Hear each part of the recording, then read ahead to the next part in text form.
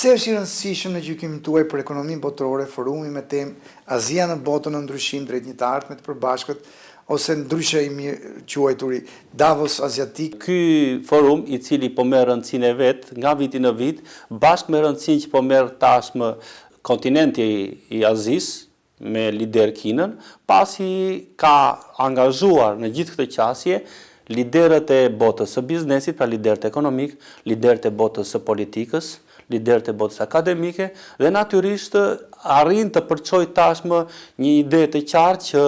kontinenti aziatik apo Azia në përgjithësi, qoftë si ekonomi, qoftë si treg, nuk është më një faktor mbështetës, po është një faktor kyç në politikën dhe ekonominë ndërkombëtare. Dhe kjo duket në atë se si ai arrin të përçojë dhe idetë e tija, të cilat janë jo vetëm të natyrës ekonomike, por janë të natyrës gjeopolitike, gjeostrategjike dhe natyrisht që në këtë ka vende edhe vende të vogla si Shqipëria apo të tjerë, pavarësisht se ndikimi është indirekt dhe nuk kanë përfshirë në këto tregje, por efektet e këtij forumi, ashtu siç ju e përmendëm me të drejtë forumin e Davosit që mbahet për vit, kanë filluar të ndihen edhe në Europë, në ato vende që kanë lidhje